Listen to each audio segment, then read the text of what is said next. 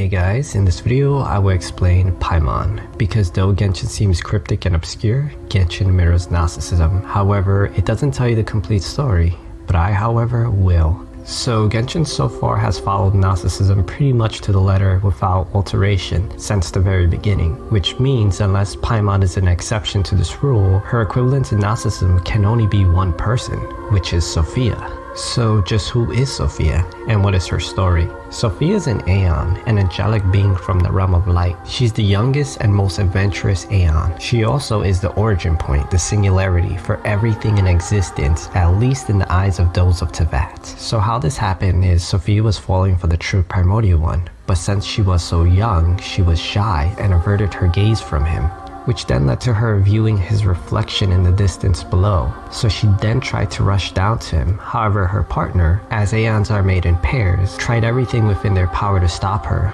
once she was going too far away. However, it was all in vain, and paimon, Sophia, managed to slip away, heading further and further from the realm of light and into the dark foggy edges. She then realized he wasn't ever down there. It was his reflection in a glossy mirror-like surface. It was also cold, dark, lonely, and scary where she was, as it was so far away from everything she had ever known. This made her panic and put her in a distraught state, making her feel things she hadn't before. And since she's an Aeon, a creature of light, she's able to manifest things into reality at will. However, since she's in a distraught panic state, she's not really thinking clearly and ended up manifesting a duplicate of her partner, as in this moment this is what she wanted and needed most. This is you, the playable sibling, the twin star. This being born imperfect as it was born with a bit of darkness, was terrified by this, so they shed this shadowy part of themselves off and fled to the realm of light, leaving Sophia even more distraught as she was abandoned and left down there alone. In this moment of extreme sorrow, she accidentally manifested more things into being.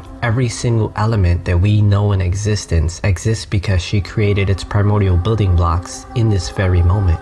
One other thing she ended up creating as well was the very being that everyone in Genshin calls the primordial one, but it actually is called the demiurge in Gnosticism, which I recently did a video on. This creature, this being, thinks they are the overall god creature. They think they're the main one, the first one, but they're not. They're actually the last thing in existence at this point in time. They are the baby of a baby, as Sophia is a baby herself, being the youngest Aeon in existence. Even us, the player, are older than him, and yet he thinks he's the oldest thing in existence. Anyway, Sophia then realizing what she had done, she then left the demiurge's egg behind and hurried to the realm of light. The demiurge, once born, created the abyss kings, the shades, the dark archons from the primordial flames that Sophia had left behind, and they reshaped the world with the other materials that Sophia had left behind.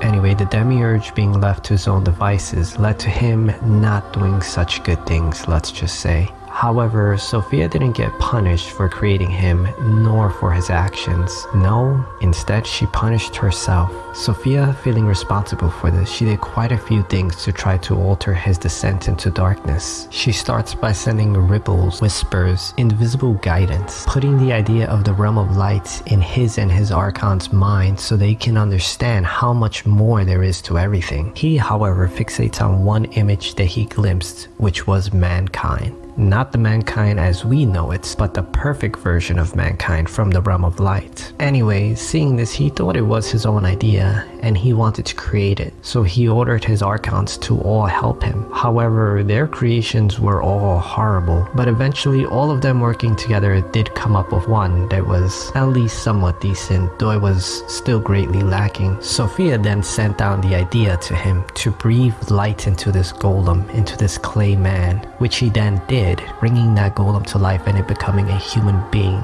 The demiurge then thought themselves even more divine for not only having come up with this idea, but also for being able to deploy it into actuality. However, that man, Adam, having light, had a better communication with the realm of light than the demiurge did, and so things were glimpsed to him. taught to him. He was guided by Sophia and the Aeons, leading him to grow wiser and wiser. The Demiurge, though a fool, wasn't so foolish that this would go unnoticed. Though he didn't understand how or why, Adama was becoming wiser to things and started to question things and think rather than just believing blindly whatever the Demiurge told him, ultimately leading to mankind being despised and forsaken by the Demiurge. However, mankind was still being guided by this invisible hand, showing them the way, leading them to light, enlightening them, arming them if they choose to combat the forces of darkness, and freeing themselves. Many ranks of Aeons are said to do something like this, which I've explained in another video. There is something very similar to this in Genshin. Seelies lead us to light, to knowledge, to ascension material, to weapons to arm ourselves if we simply choose to follow. Is this what Seelies are? Or is it just a coincidence that they're so similar to the Aeon's duty to aid Sophia in her task? So this would imply that perhaps Seelies are Aeons, but that would mean that they're descenders, and in Genshin you know there are only 4 descenders. Why would this be the case? This is not a Seelie video, I just want to clarify this really quick. The Demiurge is the first descender, and then Sophia ends up being the second descender, which I'll go into that story in a few seconds. And then your sibling is the third and you're the fourth, and then there is no other, obviously by what Genshin says. But this is from the viewpoint of the people of Teyvat, and of the Archons, and of the Abyss Kings, and of the Demiurge. This is as far as they know. However, there are many Aeons that come down to help Sophia help mankind within the story. However, they're hidden, like I'm telling you. They're just little whispers and ripples. They are unseen hands pushing and pulling, guiding you, illuminating people's paths. Though many Aeons came down to help Sophia help mankind, why aren't they counted?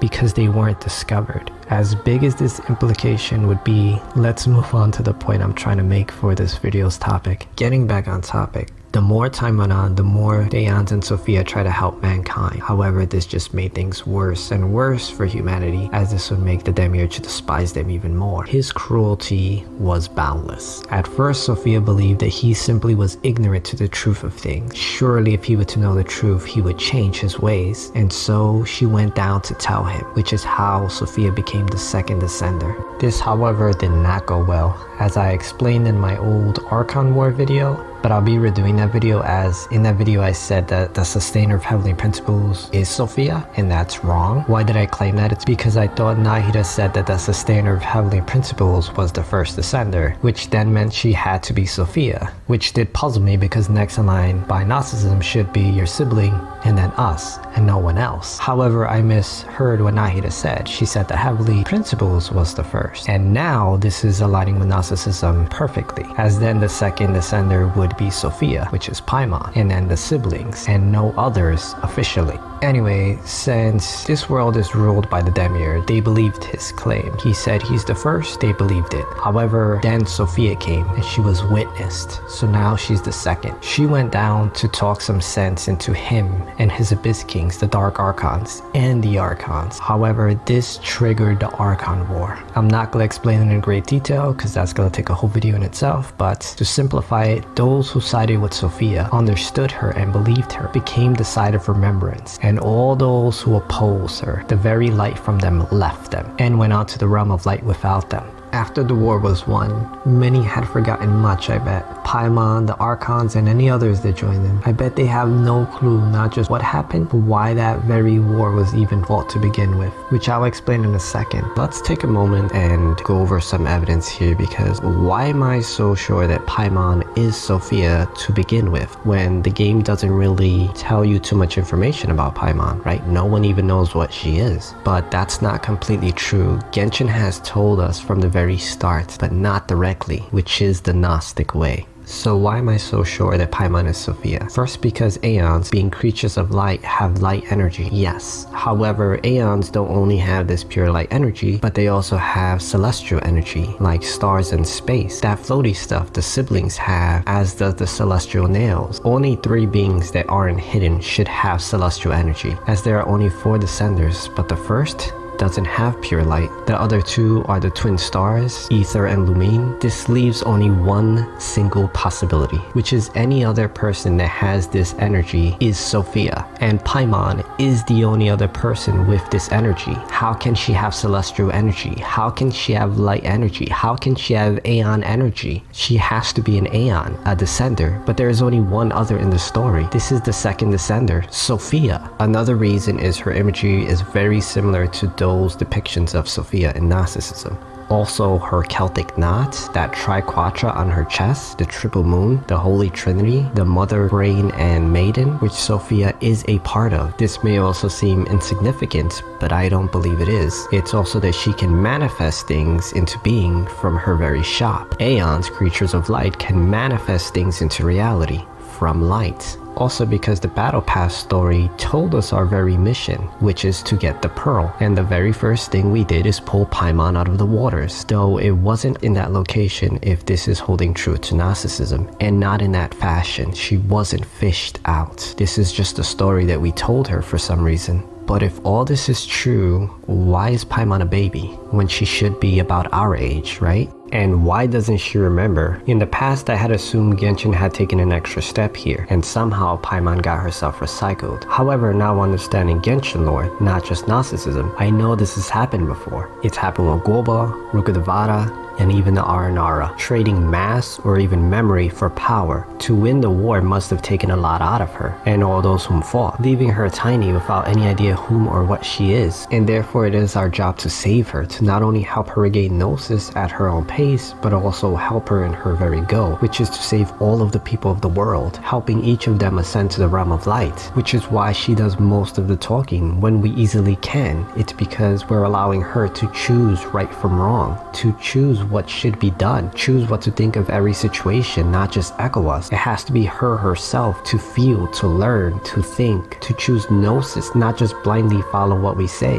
and to learn to overcome the egotistical desires the Archons are governed by, to choose light over the lies that Demiurge has put in place. If you want to know how this story plays out in Gnosticism, literally the world cannot be saved without Sophia. It is when she gains complete Gnosis that she's actually able to save the world. Without Paimon, everyone is just trapped in an endless loop of dying and suffering for all of eternity. It's her that sets everyone free. In some versions, once she regains her Gnosis, she divides herself into two beings. One returns to the realm of light, and the other remains on the earth to guide mankind, hiding clues in the very structures of reality to help everyone gain enlightenment, Gnosis, until they're each able to reach the realm of light, and gifting what could only be interpreted as visions. However, since the people in Genshin are already getting visions, and there are already clues in the very structures of this world, which means Genshin must have went with a different version, at least for this part, which is that Sophia is already divided. One on the earth, which is Paimon, one in the sky, an unseen hand guiding and arming those with knowledge and arms to fight back and free themselves. So does this mean there's another Paimon? Very likely, because somebody's giving visions, and if this is going by Gnosticism, it should be her, another Paimon. So if anyone's possibly sitting on Celestia, it is her. But anyway, I'll go into what Celestia likely is in another video. But as for now, knowing Gnosticism, the question isn't is Paimon divided by 2 or will she be? The question should be, will Genshin divide her by 3